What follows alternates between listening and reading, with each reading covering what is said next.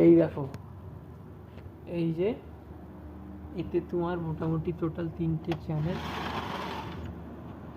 1 2 3টে চ্যানেল।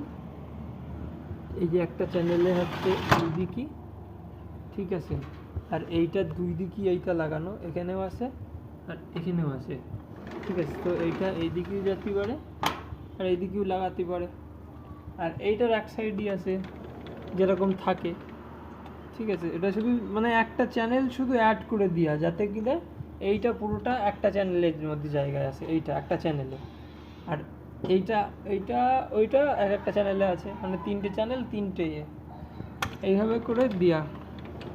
তো এতে সুবিধা কি, তুমি একটা খুলে নে, চোখ খুললি এদিক থেকে মশা টশা ঢুকবে না, এদিক, কারণ সিলাইডিংই তো একটাই থাকে।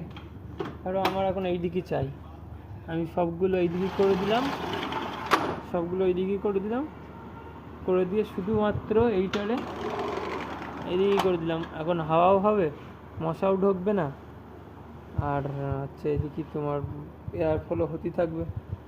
তো এরকম দেখবা, এরকম কোনো কাস্টমারের যদি দরকার হয় বলবা, কাস্টমারে এরকম করে বানিয়ে দিতে পারো, তো বিরাট ভালোই কায়দা আছে।